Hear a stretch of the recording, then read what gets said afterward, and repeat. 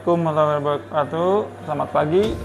Perkenalkan, saya Dodi, sekaligus trainer dari alat BioBase. Nah, ini termasuk biosafety tipe kelas A2.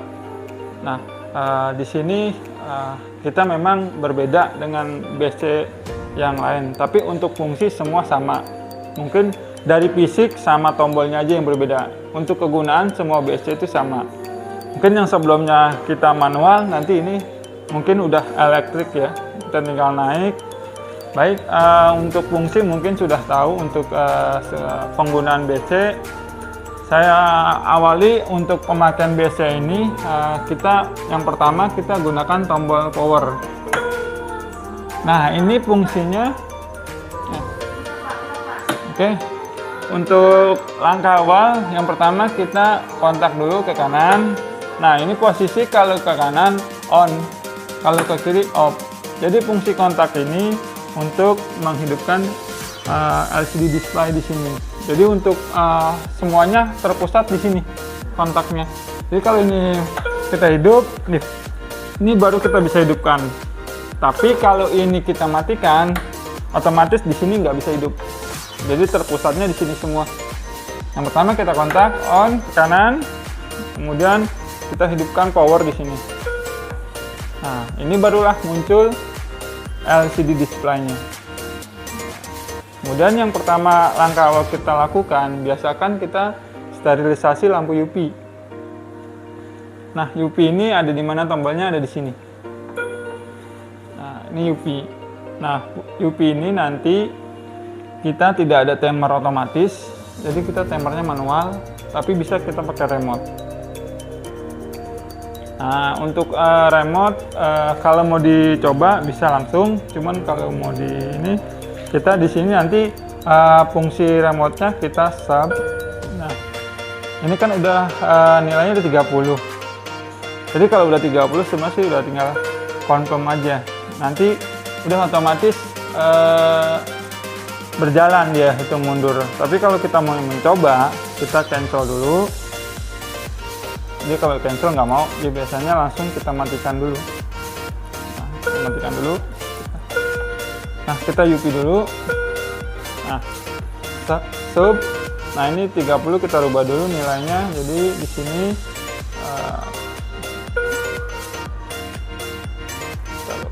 saya nggak mau. Kita install timer, jadi kita turunin dulu nilainya dari 0. Nah, ini kita rubah dulu jadi angka 1. Saya mau mencoba 1 menit. Nanti 1 menit ini mati sendiri atau enggak. Kalau sudah, tinggal tekan confirm.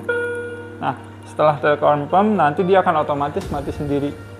Nanti kalau misal kita udah setting 30, ya udah tinggal sub, terus confirm. Udah, nanti dia mati dengan sendirinya selama 30 menit. Ini saya mencontohkan 1 menit. Jadi nanti selama 1 menit dia akan mati sendiri lampu UV-nya. Soalnya biasanya kalau nggak di timer, kita suka kelewat dari waktu yang kita tentuin. Karena yang lampu UV ini nanti ada lifetime-nya. Jadi kalau UV time ini melewati 1000 jam, berarti udah harus diganti. Karena pada dasarnya walaupun dia masih hidup, tapi untuk radiasi untuk membunuhnya udah kurang. Dia tetap nyala lewat 1000 jam, tapi untuk udah kegunaannya udah kurang maksimal. Jadi sia-sia nanti kita UV tapi sudah kurang radiasi untuk pembunuh bakterinya. Nah, ini udah mati sendiri dengan ditandai powernya mati. Sebenarnya kita kalau mau pulang bisa, nanti kita timer UV, ya udah tinggal seperti ini posisinya, udah kita matikan secara langsung di LCD display ini. Kita hidupkan lagi. Nah, kemudian langkah berikutnya kita menghidupkan lampu penerangan. Tombol di sini lampu penerangan. Nah, untuk menaikkan kaca bisa tombol ini naik. Nah, atau yang ada di bawah ini. Ini hitam turun, merah naik. Kalau dia melewati batas aman, nanti dia akan ada alarm. Nanti warning ini melebihi batas aman. Tapi kalau untuk memasukkan alat nggak apa-apa. Misalnya kita memasukin Portek, ya nggak apa-apa, kita naikin dulu full, kita matikan. Atau biasanya fungsi ini dinaikin full, biasanya kita untuk pembersihan area kerja.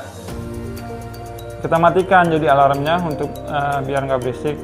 Tapi kalau kita mau kerja harus wajib di sini atau bisa kurang di bawahnya. Nah kemudian baru kita tekan blower. Nah selama pekerjaan blower memang harus hidup. Nanti misalkan di dalam kita butuh ada Portek atau yang alat kecil, kita bisa pakai colokan ini. Nanti ada tombol soket. Jadi ini untuk fungsinya untuk tombol colokan. Jadi kalau ininya nggak diaktifin, sama colokannya nggak aktif. Nah di remote ini pun sama, tombol-tombolnya ada fungsinya. Misalkan up, ini naik. Nah ini down, turun. Nah untuk lampu bisa di sini. Untuk kipas juga ada. Nah, semua coba dipegang langsung, difungsikan. Jadi fungsi remote itu sama dengan yang ada di tombol sini.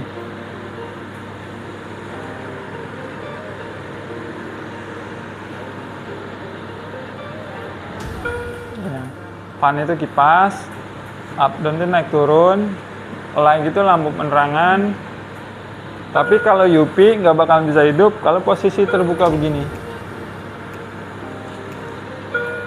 Nah kalau posisi blower lagi hidup, kaca kita turunkan, dia otomatis mati, interlocknya main. Nah dia bawel karena masih indikasinya masih di kurang pas sampai batas aman. Nah selama pekerjaan usahakan blower harus hidup. Terus untuk maintenance hariannya apa? Untuk maintenance-nya kita membersihkan area kerja ini.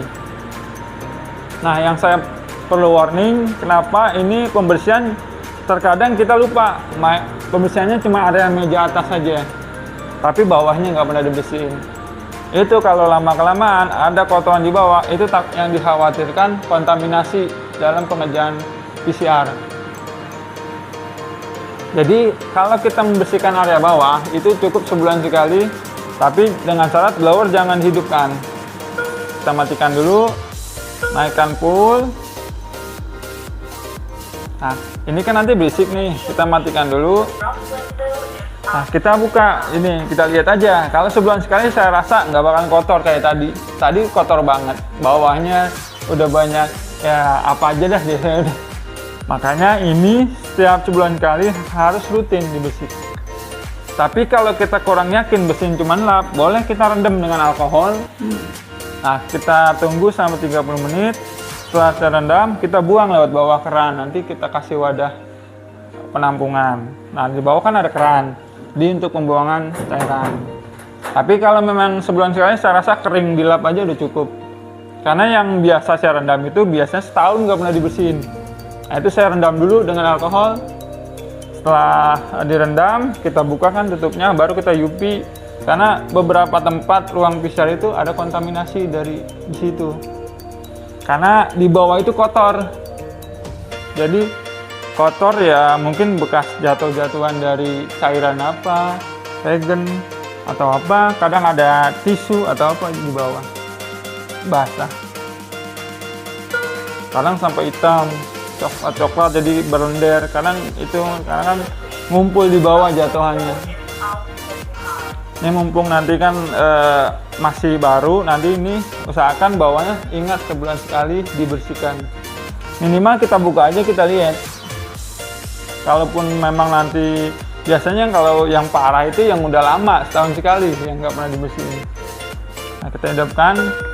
Intinya kalau kita buka ini blower jangan hidup, nanti ada tisu kesedot lah ke blower karena nggak ada penghalang ini. Karena sistem kerjanya BST kan biosafety itu dua arah, jadi dia menghirup dari depan. Nah sini kalau ada tisu, nggak ada tisu ya, tisu halus, coba minta tisu ini ya, tisu. Nah kalau kita perhatikan ini, nah ini menyedot.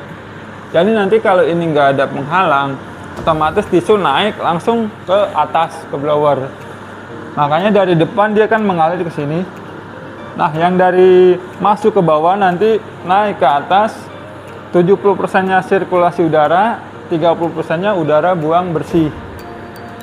Sistem kerja BESS itu kan dua arah. Jadi 70% itu sirkulasi ulang, 30% udara buang yang sudah bersih tersaring HEPA filter. Di sini HEPA filternya kita sudah memakai ULPA. Jadi ULPA itu penyaringannya 0,1 mikron. Kalau HEPA 0,3. Masih rapatan 0,1 dari HEPA itu kan 0,3. Kalau ULPA itu 0,1. Tingkat kerapatnya lebih rapat. Banyak dipakai untuk pengaplikasian kemo. Jadi kan kemo itu ULPA, jadi dia lebih rapat lagi. Nah, di sini nanti kan menghirup. Nah, di sini juga sebenarnya menghirup. Jadi sampel yang ada di sini nanti tidak terkontaminasi udara keluar ke arah kita. Jadi gunanya biosafety itu sebenarnya melindungi kita saat kerja agar aman, tidak terkontaminasi udara yang ada di dalam saat pengerjaan sampel. Makanya sekarang itu diutamakan memang untuk yang kerja biar safety. Nah, mungkin ada yang mau coba langsung biar praktek aja. Nanti kan di video juga ada. Mungkin kalau memang mau mencoba silakan biar nggak lupa. Tapi nanti juga kan mungkin langsung dipakai. Biasanya cepet langsung ingat nanti. Nah, oke, saya matikan dulu. Nanti kalau mematikannya gini aja, blower kita turunkan. Nah, ini matikan lampu. Pas ini power. Nah, kalau memang nanti kita udah stop, nggak ada pengerjaan, ini kita matikan sini. Tapi kalau misalkan masih lanjut, nggak apa-apa, posisi begini aja. Nah, kita hidupkan di sini. Nah, untuk UV coba dilangsung aja. UV dihidupkan. UV sub. Nah, ini kan masih satu nih. Kita rubah ini dinolin dulu, di nol. Nah, terus pindah ke sebelahnya, install timer. Nah, kita ganti 3, jadi 30 menit. 1, 2, 3, confirm. Dah, nah ini udah 5, turunin lagi. Confirm. Dah, nanti dia 30 menit itu otomatis mati sendiri. Iya, jadi nanti nggak usah ngerubah angka, jadi tinggal di sub terus confirm, udah. Ini kan 30 menit, kalau memang dia ini nanti matikan aja UV-nya. Ya, matikan aja kalau memang kan nunggunya lama. Jadi nilai ini masih menghitung, jadi kita cancel aja sih bisa.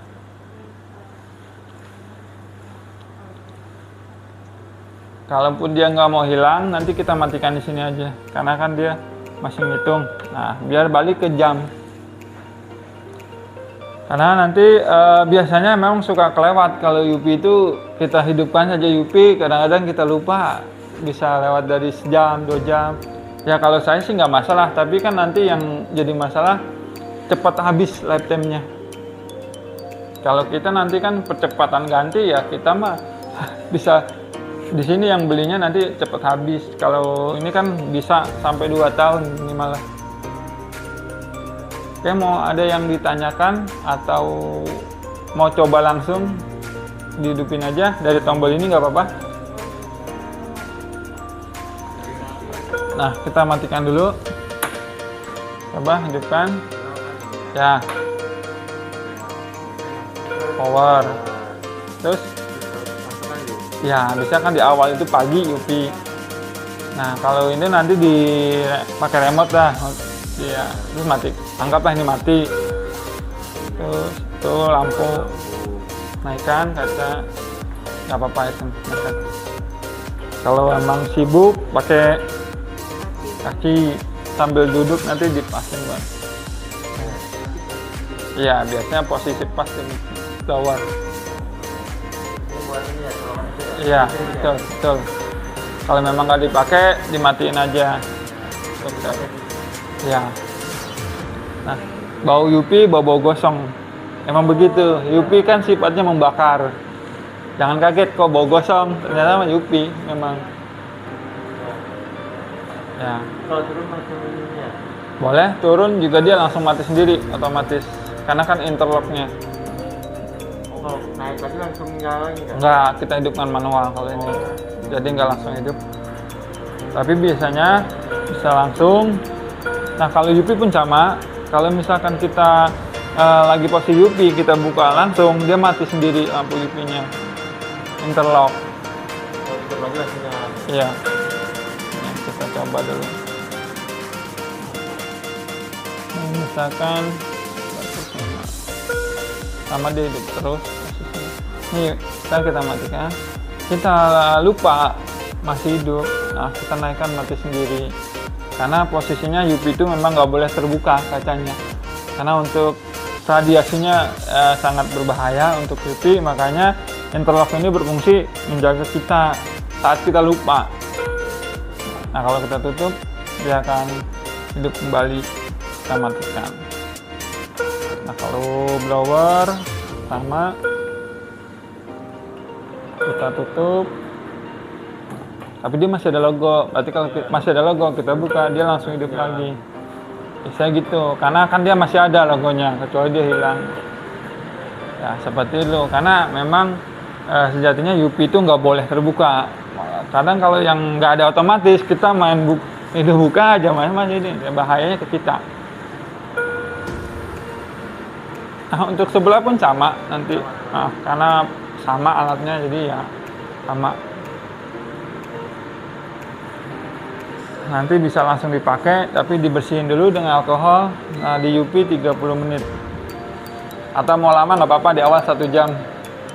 Terserah nanti untuk pemakaian di awal, saya rasa bisa dilamain nggak apa-apa. Untuk sterilisasi. Yang penting nanti saya pesan ini jangan lupa dibersihkan sebulan sekali bawahnya. Karena kesering. Oke. Di ini dulu. Ya. Iya, betul. Ya, betul. Karena yang ya, oke, benar. Jadi kalau kita mau bersihkan, ini buka full.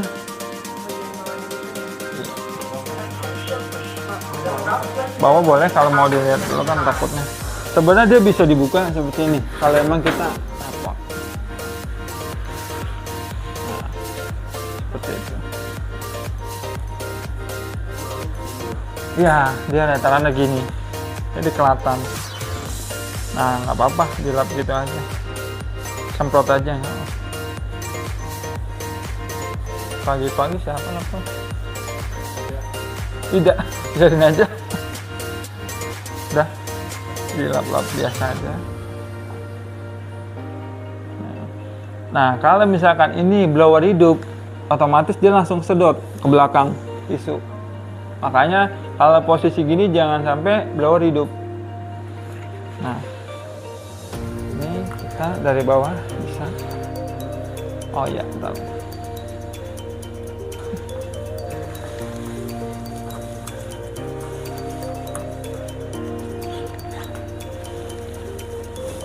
Ini selang, tutup selang.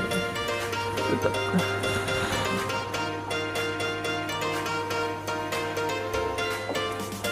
Kalau ini sebenarnya selang untuk aerosol, jadi saat mencoba ada kebocoran pakai aerosol.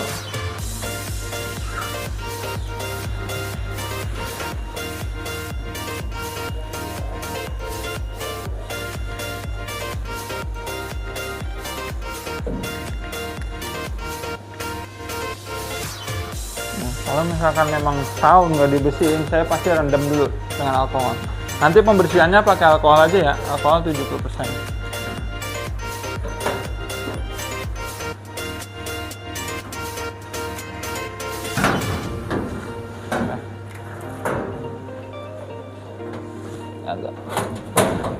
Nah, ini bisa dibersihkan juga. Nah, ini kan dia nutnya ke samping, kita bersihin aja ke samping, ikutin alurnya stainless ke samping. Sejajar gini. Ya, karena dia dasarnya memang potongannya ke samping, jadi kita gitu aja. Jadi nanti dia biar nggak berbaret-baret bekas alur berbalik.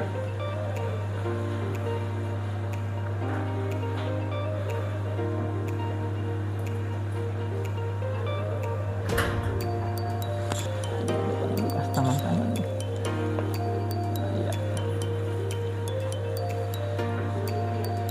Oh, itu ke bawah dulu ya? Ya. Ini kan tangan-tangan.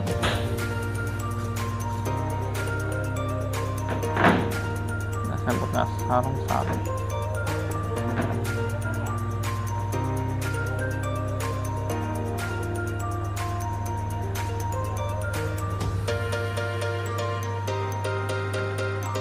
Nah, tutupannya rapat. Nah, itu bisa kalau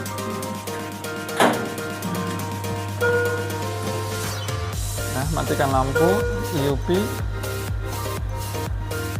di timer kan 30, itu bisa ditambahkan angkanya. Install timer ganti 60. Install timer angkanya diganti 6.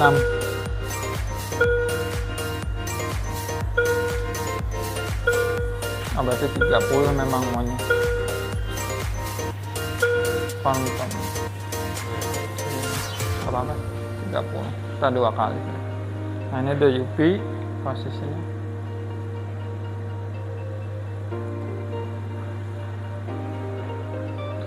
Tadi rodanya juga udah dikunci ya. Kalau kunci ini turun aja ke bawah, jadi dia biar nggak bergerak. Udah ya, belum dikunci, jadi nanti dia nggak bisa gerak-gerak rodanya. Sampai dia posisi ke kunci.